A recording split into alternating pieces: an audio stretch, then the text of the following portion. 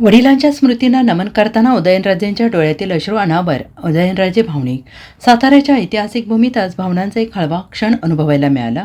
कोडोली येथील छत्रपती प्रतापसिंह महाराज आयुर्वेदिक उद्यानात श्रीमंत छत्रपती प्रतापसिंह महाराज यांच्या शिल्पास पुष्पहार अर्पण करून त्यांना आदरांजली वाहण्यात आली. यावेळी खासदार उदयनराजे भोसले स्वतः उपस्थित होते.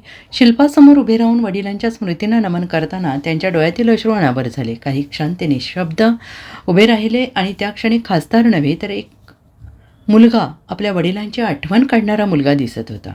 आणि यावेळी सातारा नगरपालिकेचे उपनगराध्यक्ष, नगरसेवक आणि स्थानिक मान्यवर उपस्थित होते. संपूर्ण वातावरणात एक भावनिक शांतता पसरली होती. प्रतापसिंह महाराजांची परंपरा, त्यांचा वारसा, त्यांची शिकवण पुढे नेण्याचा निर्धार करत उदयनराजेंनी वडिलांना कृतज्ञतापूर्वक अभिवादन केले. Bureau report, SBN Marathi, Satara.